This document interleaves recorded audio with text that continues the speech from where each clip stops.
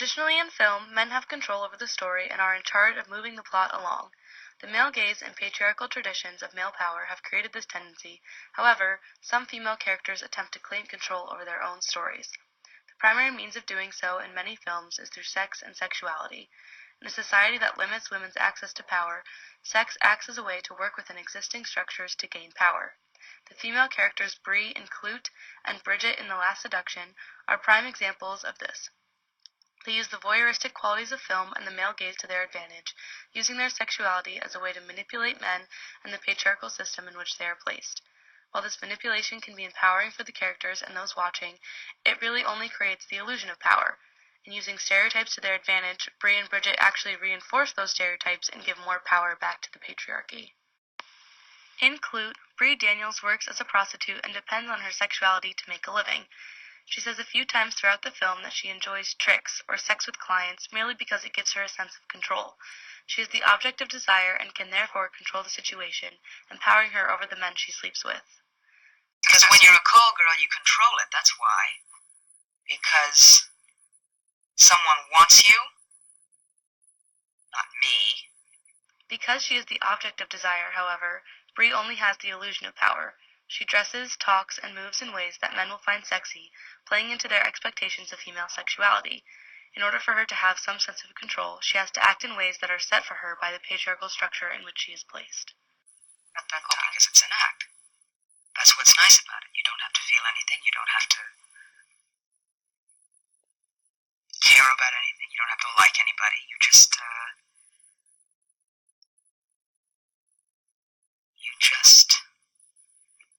lead them by the ring in their nose in the direction that they think they want to go in.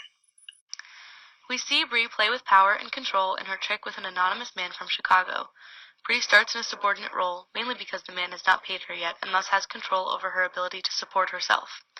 While the man has control, he sits between Bree and the main light source in the room, signaling his power over her.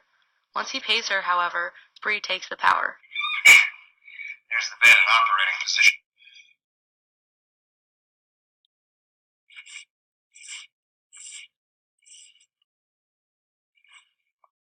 Here she steps between the man and the light, taking control of the situation, her sexuality, and his desire.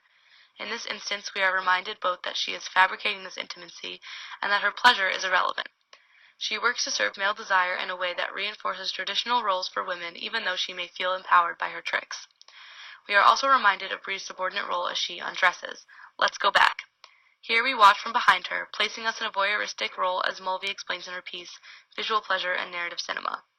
While her undressing is how she manipulates the man and gains control, this voyeuristic moment reminds us where she really stands. Bridget Gregory in The Last Seduction also uses sex to gain power. She exudes sexuality, knows it, and uses it to her advantage throughout the film. Bridget is a very strong woman with personality traits often associated with masculinity, such as ambition and sexual assertiveness. Because of these traits, she is presented in a hypersexualized and overly feminine manner. In the opening scene, we hear Bridget berating male coworkers and see her in a sexy outfit with dollar bills tucked into her belt, relating her to a stripper. Suburbanites. $50 for a lousy coin set, you sell one at a time? Got $100 for the next sucker who makes a triple sale. The dollar bills remind us that Bridget is a woman in a man's world and is always subject to the male gaze. In order for her to be accepted as a strong female character, she must compensate for her masculine traits by overconforming to feminine ideals of beauty. Her outfits throughout the film are overly feminine, and she is a conventionally beautiful woman, all requirements if she wants to play with gender roles by being more masculine. An example of this dichotomy is illustrated in Bridget's first encounter with Mike. Mike attempts to assert his masculinity and domination by continuing to pursue her despite her refusals, but Bridget is decidedly the one who will take control. When she finally lets him sit, she reaches into his pants and essentially assaults him, asserting her control over the situation. Here she plays with the dominant submissive, male-female pattern of sexual pleasure as described by Kaplan and turns it on its head. While Bridget uses Mike's desire for her and takes on the role of sexual assertiveness usually prescribed for men, she looks sexy and beautiful sitting with a cigarette in her mouth. Her appearance excuses her aggressive behavior and draws Mike in further. Bridget continues to use sex and sexuality, both hers and Mike's, to her advantage. She needs Mike in order for her plan to escape Clay to work, and the only way to keep him going along with her scheme is to sleep with him. At one point, the couple breaks into their office, and Bridget starts calling women who appear to have cheating husbands and tells them that they can kill their husbands for insurance money.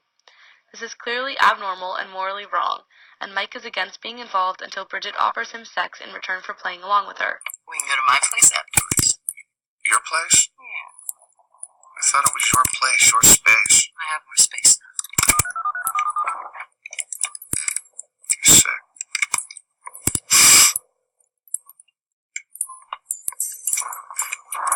You're really sick.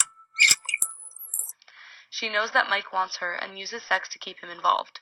While Bridget does truly have all the control and power in this relationship, she still depends on men throughout the film to keep her plan going. She needs Mike to do what she says so that she can frame him, she needs Clay to get the money from the drug deal at the start of the film, and she needs the male boss at the insurance company to give her a job. In this way, Bridget's power works within existing structures and manipulates female stereotypes in ways that just reinforce them in the people around her. Both Bree and Bridget fall prey to the voyeuristic gaze and a scopophilic pleasure that, quote, takes other people as objects, subjecting them to a controlling and curious gaze, unquote. The gaze of the camera is constantly objectifying Bree, especially as she undresses, and places her as merely an object of desire for the males in the film and the audience. Bridget, as well, in her many sexy outfits, is the object of a subordinating gaze, even when she has all the power over the men around her. Because of this voyeuristic tendency in film and the ways in which Bree and Bridget play with male desire to empower themselves that reinforce stereotypes, the power they gain is merely an illusion. They are, in fact, still subject to the male gaze and patriarchal structures that limit women's access to power.